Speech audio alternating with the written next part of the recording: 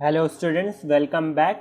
तो आज हम पढ़ेंगे चैप्टर 4 आपकी क्लास 8 की एनसीईआरटी साइंस बुक का material, metal and non metal.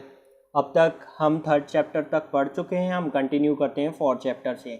हम इस चैप्टर में स्टूडेंट्स पढ़ेंगे मेटल्स के बारे में, वो क्या होते हैं, कैसे दिखते हैं, उनकी फ़िज़िकल प्रॉपर्टीज़ क्या होती है और इनकी केमिकल प्रॉपर्टीज़ क्या होती है, और मेटल्स को हम कहाँ कहाँ इस्तेमाल करते हैं और क्या उनकी कैरेक्टरिस्टिक्स होती हैं।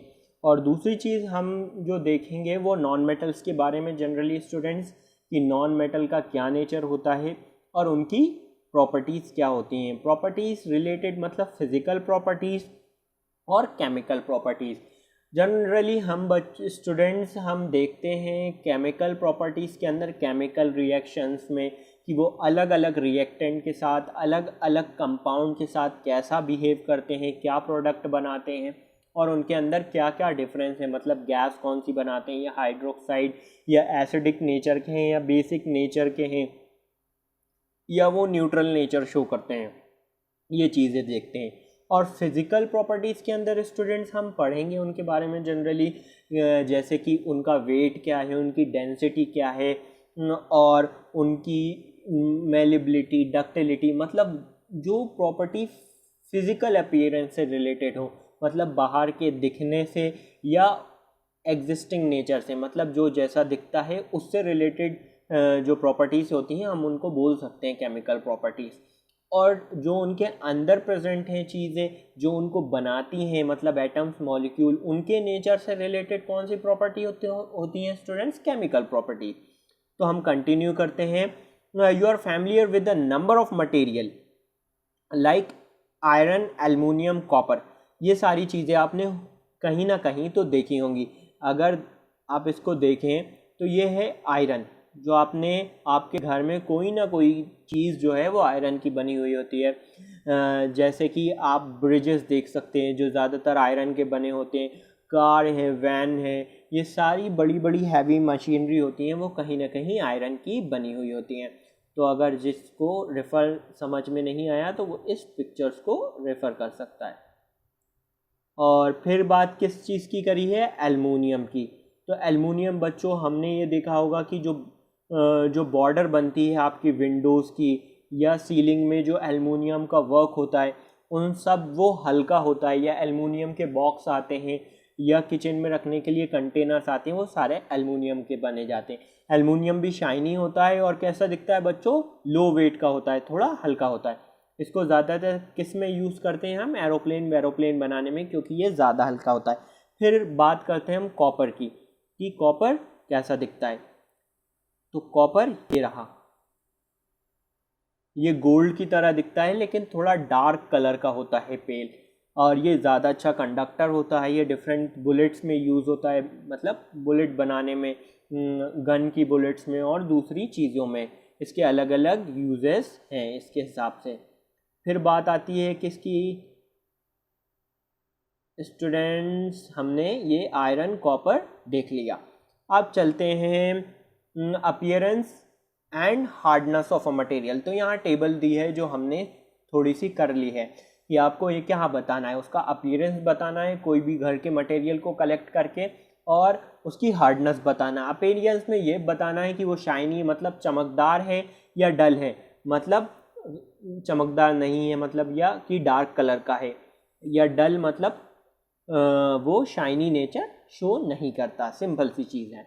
हार्डनेस मतलब या उसका हार्ड बहुत नेचर होगा स्टूडेंट्स, या वो सॉफ्ट होगा। तो आयरन की बात करें, हमने देखा आयरन कैसा होता है स्टूडेंट्स, आयरन शाइनी होता है और इसका नेचर भी हार्ड होता है।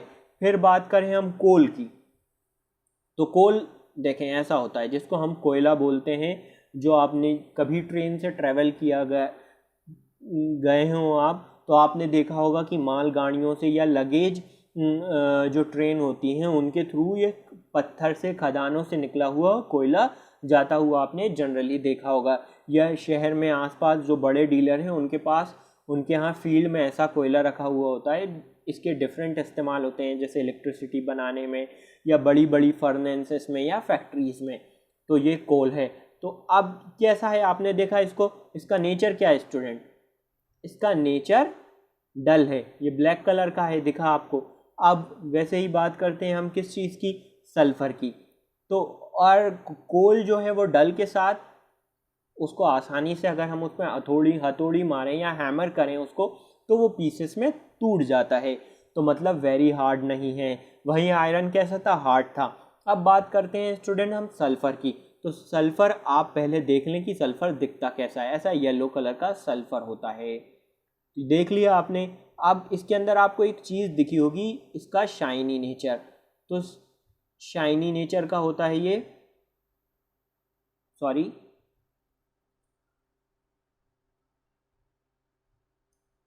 कैसा दिखता है सल्फर, शाइनी नेचर का। तो हम सल्फर को शाइनी नेचर का मार्क करेंगे यहाँ पर। और क्या देखेंगे इसके साथ, इसके साथ वो वेरी हार्ड भी होता है, सल्फर आसानी से टूटता नहीं है। अब एल्युमिनियम जो है वो भी क्या होता है, हार्ड। हमने ऊपर पिक्चर्स में ये देख चुके हैं हम, इसमें कोई हमें डाउट नहीं होना चाहिए। अब जो है मेटल और नॉन मेटल दो अलग अलग चीज़ें किन बेसिस पे होती हैं बच्चों। Metal can be distinguish from the non metal on the basis of physical and chemical properties. मतलब मेटल की फिजिकल प्रॉपर्टीज़ अलग होंगी और नॉन मेटल की फिजिकल प्रॉपर्टीज़ अलग होंगी, और नॉन मेटल्स की केमिकल प्रॉपर्टीज़ अलग होगी और फिजिकल प्रॉपर्टीज़ अलग होगी। तो हम पहले बात करते हैं फिजिकल प्रॉपर्टीज़ की। Physical properties of metal and non metal. However you have seen a black Smith, मतलब लोहार। जो क्या आपने जनरली उसको देखा होगा, वो क्या कर रहा होगा स्टूडेंट, वो हैमर कर रहा होगा। मतलब अपनी हथौड़े से किसी भी आयरन के पीस को गर्म करने के बाद ठोक रहा होगा, और उससे उस कंटेनर का क्या होता है, उस आयरन के टुकड़े का शेप चेंज हो जाता है। Changes in the shape of this article on beating, similar change if we try to beat with the piece of coal. अगर लोहार ऐसा ही किसके साथ करे, कोयले के टुकड़े के साथ, मतलब कोल के साथ, तो क्या होगा, वो शेप चेंज नहीं करेगा, वो टुकड़ों टुकड़ों में टूट जाएगा। तो coal will break into pieces which means has a brittle nature. कोई भी ऐसा सामान जो टुकड़ों टुकड़ों में टूट जाए, मतलब एक बार मारने में उसके टुकड़े टुकड़े हो जाएं, तो आप ये समझ लें बच्चों कि वो कैसा होता है, ब्रिटल नेचर का होता है। उस प्रॉपर्टी को क्या बोलते हैं, ब्रिटल। अब हम देखेंगे यहाँ पर कोई टेबल दी है, यहाँ पर अलग अलग चीज़ों को लेके आपको उसमें हैमर करना है। तो पहले बात तो समझ लें दो शब्द को कि मेलेबिलिटी क्या होती है, और या मेलेबल क्या होता है, या ब्रिटल क्या होता है। थोड़ा दिमाग की बत्ती जलाते हैं अपन। द प्रॉपर्टी ऑफ मटेरियल, क्या, किसी भी मटेरियल की ऐसी property bye virtue of which it can be converted into thin sheet is called malleability. मतलब कोई भी मटेरियल की ऐसी खासियत कि अगर उसकी धुनाई लगाई जाए, उसको पीटा जाए, जैसे आपको टीचर पीटता है क्लास में, तो वो कैसा बन जाए, शीट के फॉर्म में। मतलब एक शीट, मतलब एक प्लेन शीट में कन्वर्ट हो जाए, या चौकोर हो जाए, मतलब वो पतला हो जाए। इस प्रॉपर्टी को हम मेलेबिलिटी बोलते हैं। और जो मटेरियल ऐसा हो जाता है उसको हम क्या बोलते हैं, मेलेबल। मतलब ये प्रॉपर्टी जो है वो मेलेबिलिटी है, और जो सब्सटेंस ऐसा हो जाए उसको हम क्या बोलते हैं। जैसे आयरन ऐसा हो जाए तो मेलेबल है, आयरन मेलेबल है, एल्युमिनियम मेलेबल है, कॉपर मेलेबल है। अब चलते हैं आगे, दूसरी चीज़, a nature of material in which it break into pieces is called brittle nature। और कोई भी मटेरियल का ऐसा नेचर जब उसकी धुनाई लगाई जाए, उसको पीटा जाए, तो वो कैसा हो जाए, टुकड़ों में टूट जाए, पीसेस में बिखर जाए, तो उसको हम क्या बोलते हैं स्टूडेंट्स, क्या, ब्रिटल नेचर। तो अब हमें डिफरेंट चीज़ों को देखना है कि कौन सा ब्रिटल है और कौन सा मेलेबल है। तो हमने आयरन पीस को उसकी ठुकाई पिटाई करी, तो हमें पता चला कि वो मेलेबल नेचर का है, वो शीट में टूट जाता है। फिर कोल के साथ ऐसा ही किया, कितना बुरा व्यवहार की हथौड़ी उठाई और ढूंढना शुरू कर दिया, तो हमें पता चला कि वो ब्रिटल नेचर का है। फिर एल्युमिनियम वायर के साथ किया तो वो भी मेलेबल नेचर का है। आपने देखा होगा कि एल्युमिनियम फॉयल आती है मार्केट में फूड को पैक करने के लिए, तो वो कितनी पतली होती है? वो इसलिए होती है क्योंकि उसके अंदर मेल्लेबल नेचर होता है। उसको ठुकाई पिटाई करके एल्युमिनियम की थिन शीट में कन्वर्ट कर सकते हैं। अब पेंसिल के आगे का लेड, वो भी ब्रिटल नेचर का होता है। आपने देखा होगा पेंसिल की निब टूट जाती है तो आपने उसको हाथ से लेके बहुत सी बेंचेस काली करी होंगी। आया आपको अब समझ में कि क्या क्या होता है? अब चलते हैं हम नेक्स्ट पे। You saw the shape of iron nail and the aluminium wire change into a beating. If they were beaten harder they will change into sheet. अगर हम उनको और बीट करें तो वो क्या हो जाए? शेप चेंज होते होते वो शीट में कन्वर्ट होने लगे। जैसे कि आपने सिल्वर फॉयल को यूज़ किया होगा डेकोरेटिंग स्वीट। आपने देखा होगा मार्केट में काजू कतली के ऊपर सिल्वर कलर की कोट होती है, जो किसकी होती है? जिसको हम हिंदी में क्या बोलते हैं? चांदी का वर्क। अब ये चांदी के वर्क का काम क्या होता है बच्चों? ये कैसे बनाया जाता है? ये सिल्वर को मतलब चांदी को पीट पीट के इतना पतला किया जाता है कि उसको हम फूड को डेकोरेट करने में यूज़ करते हैं। समझ में आया? ये किस वजह से हुई? क्योंकि सिल्वर के अंदर क्या था? Malleable nature. And you must also familiar with the aluminium foil used for wrapping food. तो आपने खाना पैक करने के लिए एल्युमिनियम फॉयल भी यूज़ करी होगी। दिख रहा है आपको खाना एल्युमिनियम फॉयल में? ये पैक हो गया और इसको देख के आपके मुंह में हो सकता है पानी भी आ जाए। तो फिर चलते हैं हम। The property of material by which they can be beaten into sheets is called malleability. यही हमने थोड़ा पहले देखा क्योंकि वहाँ हमें ज़्यादा ज़रूरत थी देखने की। यहाँ पे हमने उसको और अच्छे से देख लिया कि ऐसी प्रॉपर्टी जिसमें हम किसी भी मटेरियल को या मेटल को ठोक पीट के क्या कर सकें? थिन शीट में बना सकें, उसको हम क्या बोलते हैं? मेल्लेबिलिटी बोलते हैं। और ये किसकी प्रॉपर्टी होती है? किसकी खासियत होती है? किसकी विशेषता होती है? मेटल्स की। अब can you hold a hot metallic pan without a plastic handle or wooden handle not get hurt? Perhaps not. Why not? Try to list some other experience in which a wooden or plastic handle protect you being from the hurt while handling the hot। कुल मिला के ये कहा गया है कि क्या कभी आपने ऐसे कंटेनर को या ऐसे डिश को या पैन को पकड़ा है जिसमें हैंडल जो है वो प्लास्टिक का या वुड का नहीं हो? अगर नहीं होगा हैंडल तो आपका हाथ जल जाएगा। हैंडल इसीलिए लगाया जाता है कि आपका हाथ जले ना या आपको हीट का एहसास ना हो, हीट फील ना हो जो कंटेनर को जिसको आप गर्म कर रहे हो गैस पे या चूल्हे पे। तो ये बात समझ में आई? हैंडल किस लिए यूज़ किया जाता है? ताकि आपको जलने से या गर्म चीज़ से बचाया जा सके और आसानी से आप पकड़ के रख सको पैन को जिसको आप गैस स्टोव पे गर्म कर रहे हो। ऐसा क्यों होता है? ऐसा इसलिए होता है बच्चों क्योंकि मेटल क्या शो करता है? कंडक्टिविटी। मतलब जो मेटल होता है वो हीट को, इलेक्ट्रिसिटी को कंडक्ट करता है, जिसकी वजह से जो चीज़ उससे कनेक्टेड है वहाँ हीट अपने आप पहुँच जाती है। इसीलिए हम इस प्रॉपर्टी को कंडक्टिविटी बोलते हैं। कंडक्टिविटी किसकी प्रॉपर्टी होती है? मेटल्स की। The property of material by virtue of which it allows the flow of current और a heat through it, these substance are called conductor.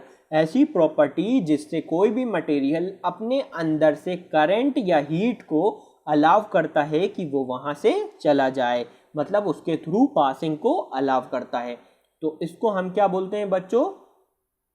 Conductivity. ये भी क्या प्रॉपर्टी है? एक मटेरियल की। और जो मेटल की, जो मेटल इस प्रॉपर्टी को शो करता है हम उसको क्या बोलते हैं? उसको एक नाम और देते हैं जिसको बोलते हैं कंडक्टर।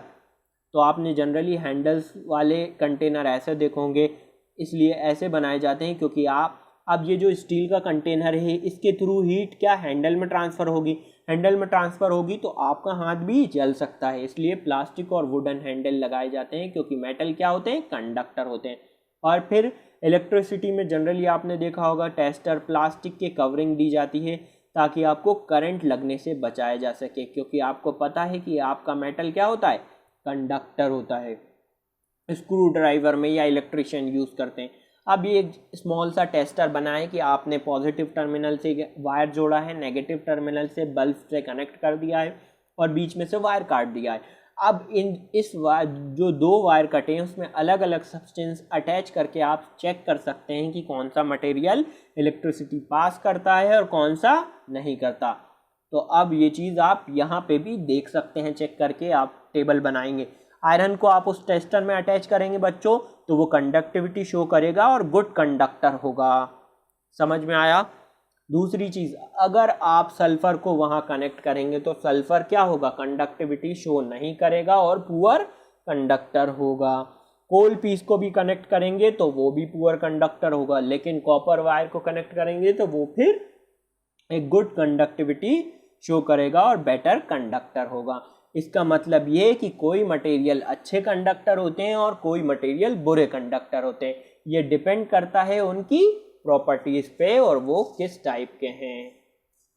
समझ में आया बच्चों? तो हम फिजिकल प्रॉपर्टीज में अभी तक क्या देख चुके हैं, ब्रिटल नेचर देख चुके हैं, मैलेबल नेचर देख चुके हैं और कंडक्टिविटी देख रहे हैं। अब हम आगे चलते हैं। Where do you find a use of aluminum and copper wire? Have you seen a wire of coal? No, definitely not. The property of metal by which it can be drawn into a wire is called ductility. ऐसी property जिसमें किसी भी metal को अपन पीट के उसको wire के form में बना दें, उस प्रॉपर्टी को हम डक्टिलिटी बोलते हैं। क्या बोलते हैं? डक्टिलिटी। और डक्टिलिटी सबसे ज़्यादा बच्चों किस में पाई जाती है? एल्युमिनियम में और कॉपर में। इसीलिए आपको 2 तरह के वायर जनरली घर में देखने को मिलते हैं लाइट फिटिंग में, एल्युमिनियम और कॉपर वायर। और आप कभी आपका फ़ैन सुधरवाने मार्केट गए हो तो वो जो फ़ैन के अंदर मोटर होती है या तो वो एल्युमिनियम वायर की होती है या कॉपर वायर की। वो बोलते हैं ना कॉपर वायर है, एल्युमिनियम वायर। कभी आप मार्केट गए हो या आपने वायर खरीदा हो तो 2 ही तरह के वायर होते हैं, क्योंकि इनका डक्टाइल नेचर ज़्यादा होता है और ये बहुत अच्छे होते हैं इलेक्ट्रिसिटी कंडक्ट करने में, एल्युमिनियम और कॉपर, जिनके 2 एग्जाम्पल यहाँ शो किए गए हैं। तो ऐसी प्रॉपर्टी जिसमें आप किसी भी मटेरियल मेटल को ठोक पीट के बजा के मार के क्या बना सकते हो, लंबे वायर, उनको हम डक्टिलिटी बोलते हैं। तो अब हम Have you seen a wooden bell in the temple and give your reason? क्या आपने मंदिर गए हो तो कभी आपने घंटी जो होती है मंदिर में, क्या उसको लकड़ी की देखी आपने कभी? नहीं। आप कहोगे अगर हम लकड़ी की घंटी बनाएंगे तो वो बजेगी नहीं, मतलब वो घंटी जो बजती है वो मेटल की होती है। कहीं ना कहीं मेटल बजाने पर साउंड प्रोड्यूस करते हैं, इसका मतलब है ना। तो ये बात भी समझने की है कि metal produce ringing sound when struck hard. अगर कोई घर में प्लेट और चम्मच बजाए, वो भी एक तरह का मेटल हो, तो अच्छी खासी आवाज़ प्रोड्यूस होती है। ये समझ में आया? लेकिन ये प्रॉपर्टी वुड में और प्रेजेंट नहीं होती।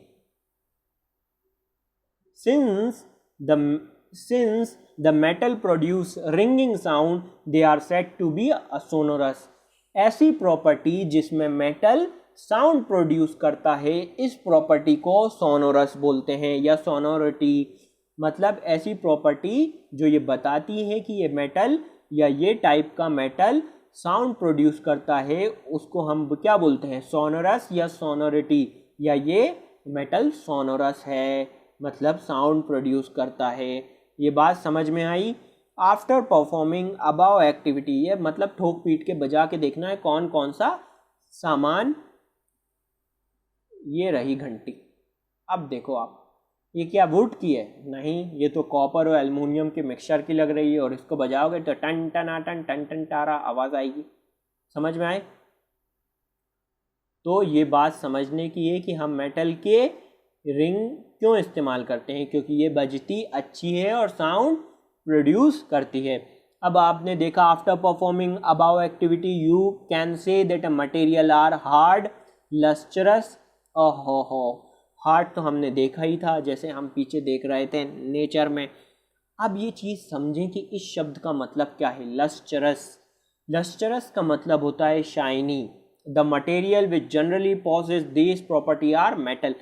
मेटल कौन कौन सी प्रॉपर्टी पॉसेस करता है? Lustrous nature, malleable, ductile, soluble, sonorous, good conductor of heat and electricity और हार्ड नेचर। ये सारे किसके एग्जाम्पल हैं? मेटल ये सारी प्रॉपर्टी शो करता है।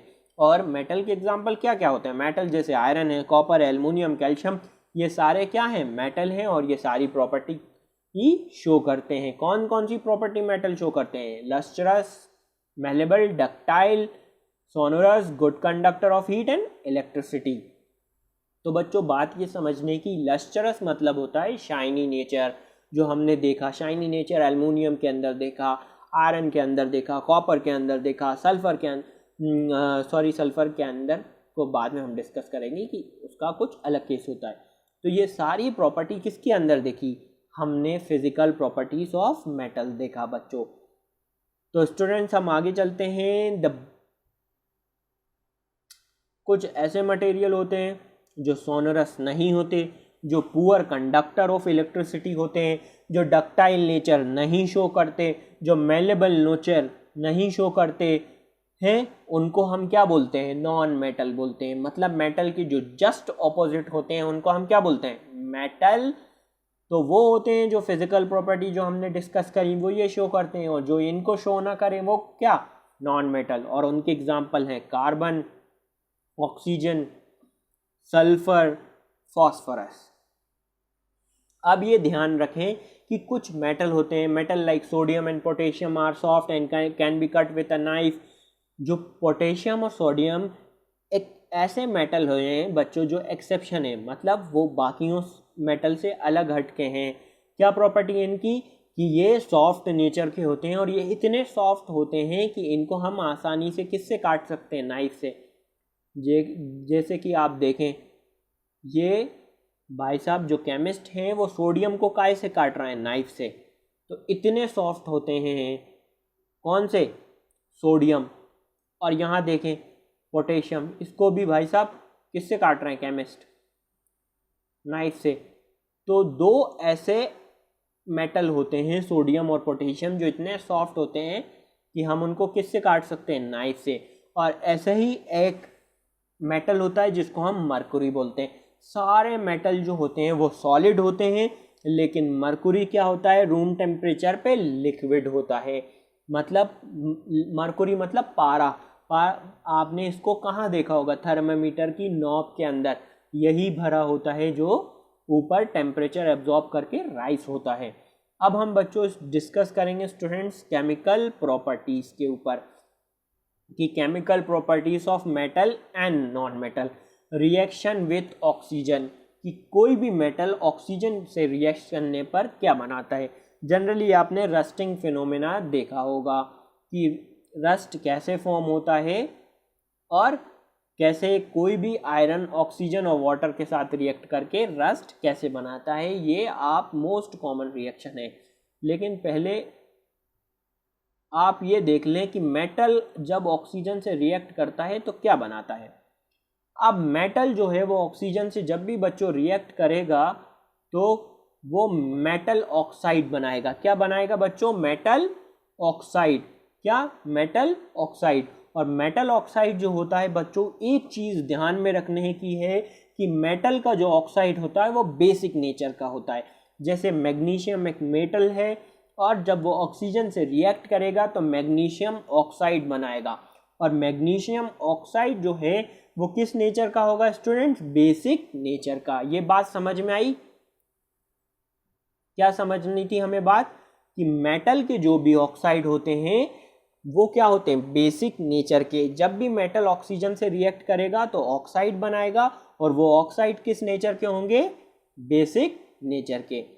अब जब नॉन मेटल की बात करते हैं कि नॉन मेटल क्या करेगा अगर ऑक्सीजन से रिएक्ट करे। नॉन मेटल की रिएक्शन अगर ऑक्सीजन के साथ हो तो नॉन मेटल ऑक्साइड बनेगा। क्या बनेगा? Non metal oxide. और वो non metal oxide acidic nature का होगा। ये बात बच्चों ध्यान में रखना है आपको कि मेटल के ऑक्साइड बेसिक नेचर के होते हैं और नॉन मेटल के ऑक्साइड एसिडिक नेचर के। और जनरली नॉन मेटल के एग्जांपल सल्फर प्लस ऑक्सीजन जो है सल्फर डाइऑक्साइड का है, और ये क्या शो करेगा, एसिडिक नेचर शो करेगा। अब हम लिटमस को हम यहाँ पे डिस्कस करेंगे थोड़ा डीपली कुछ इमेजेस के साथ।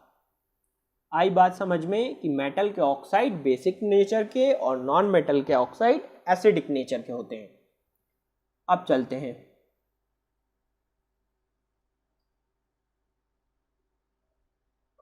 थोड़ा आगे। अब हमने रस्ट की रिएक्शन देखी है यहाँ पे, तो हम इसको देख लेंगे। Iron plus oxygen plus water क्या देगा, मैग्नीशियम प्लस ऑक्सीजन नीचे देख के ही आ चुके हैं हम। अब थोड़ा लिटमस का फंडा समझ लें, ध्यान से देखना। अब देखो लेफ्ट हैंड साइड पे जो कंटेनर है ये बेस है, बीच वाला कंटेनर ये बेस है, ये एसिड है, ये न्यूट्रल है। अगर रेड लिटमस को आप न्यूट्रल में डालोगे तो वो रेड ही रहेगा, कलर चेंज नहीं करेगा। समझ में बात आई। ब्लू लिटमस को न्यूट्रल में डालोगे तो वो वैसा ही रहेगा और कलर चेंज नहीं करेगा। इन दोनों में आप देख रहे हो ना, कोई कलर चेंज नहीं हो रहा।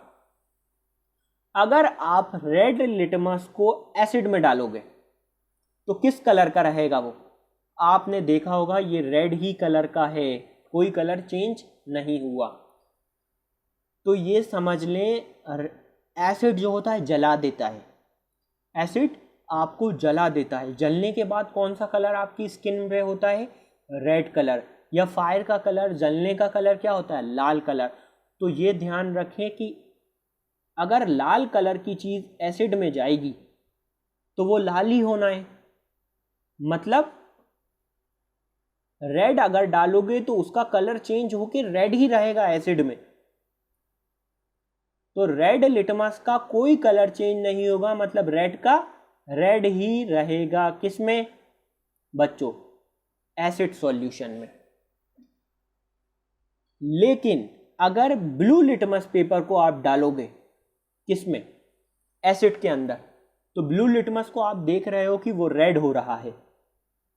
मतलब एसिड क्या करता है, किसी भी चीज को जला देता है। आप अगर एसिड को स्किन के ऊपर डालोगे तो जल जाओगे, जो मिनरल एसिड होते हैं। अब जल जाओगे तो रेड कलर आएगा, मतलब एसिड किसी भी चीज को जलाता है। तो जैसे ही हमने ब्लू लिटमस एसिड में डाला तो कैसा हो गया, वो रेड। तो एक बात ध्यान में ये रखने की है कि रेड लिटमस को कुछ नहीं होगा या कलर चेंज होके वो रेड ही रहेगा, लेकिन जो ब्लू लिटमस है वो रेड कलर में चेंज हो जाएगा। अब इसका उल्टा बेस में होता है।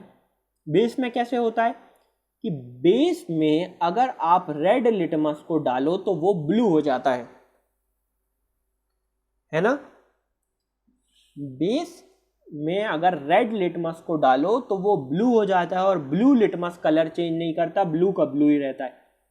ये बात समझने की है। क्या समझने की बात है कि रेड लिटमस को आप अगर बेस में डालोगे तो कलर चेंज होकर ब्लू हो जाएगा, लेकिन ब्लू लिटमस को डालोगे तो कोई कलर चेंज नहीं होगा, वो ब्लू का ब्लू ही रहेगा। ये बात ध्यान में रखने की, ये कॉन्सेप्ट आपको पूरी लाइफ में इस्तेमाल होंगे, 12th में, फर्स्ट ईयर में, सेकेंड ईयर में, यहाँ तक फाइनल ईयर में। आपको अगर यहाँ कंफर्म नहीं हुआ तो हमेशा आपको इस पर कन्फ्यूज़न रहेगा। तो ब्लू लिटमस बेस में ब्लू ही रहता है, रेड लिटमस एसिड में रेड रहता है। ये बात समझ में आई कि रेड लिटमस जो है एसिड में रेड रहेगा, ब्लू लिटमस बेस में ब्लू रहेगा। अब ये ऐसे भी याद कर सकते हैं कि आप एसिड का रेड है और बेस का ब्लू है, जो कलर चेंज नहीं करता। तो फिर आगे हम डिस्कस करेंगे। इसको आपको ध्यान में रखना है, कोई भी ट्रिक बना के रखें। मैंने 2-3 तरीके बता दिए। या तो आप ये मान लें कि रेड लिटमस एसिड में रेड रहेगा और ब्लू बेस में ब्लू रहेगा, या उल्टे तरीके से याद करें कि एसिड में कोई भी चीज़ जाती है तो जल जाती है तो रेड ही रहेगा और ब्लू रेड हो जाएगा। इसका उल्टा बेस में होगा। फिर रस्ट की रिएक्शन देख लेते हैं हम कि क्या हुआ। Iron plus oxygen plus water क्या हो जाएगा, आयरन ऑक्साइड हो जाएगा। आयरन ऑक्साइड बच्चों रस्ट है, मतलब मेटल ऑक्साइड है। मेटल का ऑक्साइड है तो बच्चों आपको पता ही होगा ये क्या किस नेचर का होगा। मेटल का ऑक्साइड किस नेचर का होता है? बेसिक नेचर का। बेसिक नेचर का मतलब बेस क्या करते हैं, रेड लिटमस को ब्लू कर देते हैं। तो आपको यहां तो दिख ही रहा होगा, रेड लिटमस को क्या कर दिया, रस्ट के ऑक्साइड में ब्लू का कर दिया। अब आपको बात समझ में आई कि क्या हुआ है, ये आपको समझना है। अब आगे चलते हैं हम। अब आपने कॉपर में, ऐसा नहीं है कि सिर्फ आयरन में ही रस्ट लगता है, कॉपर में भी रस्ट लगता है।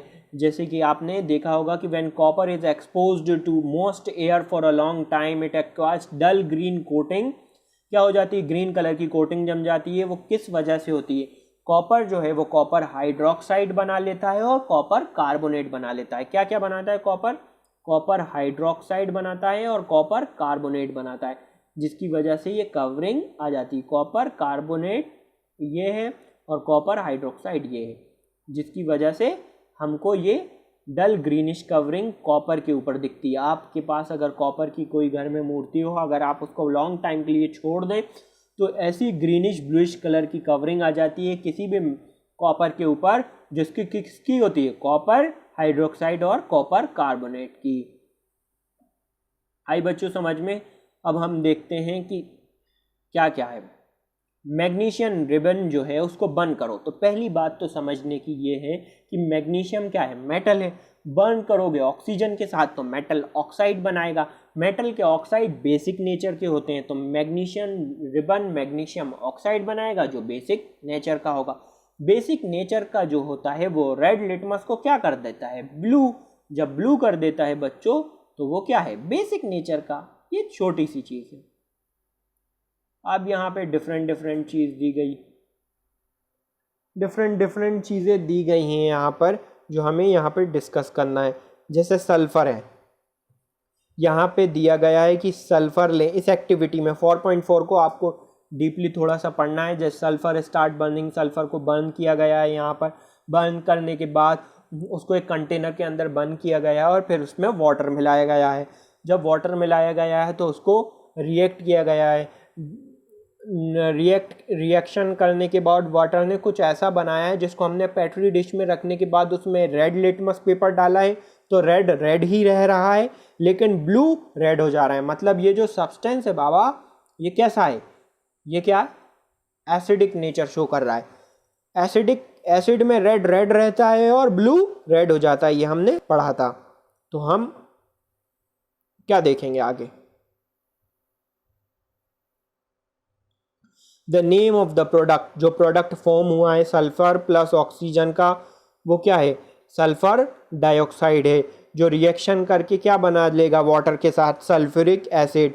जो सल्फ्यूरिक एसिड जो बच्चों वो क्या कर रहा है, वो ब्लू लिटमस को रेड में चेंज कर देगा क्योंकि वो एसिडिक नेचर का है। यही तो हमने अभी देखा है पिछले प्रीवियस एग्जाम्पल्स में।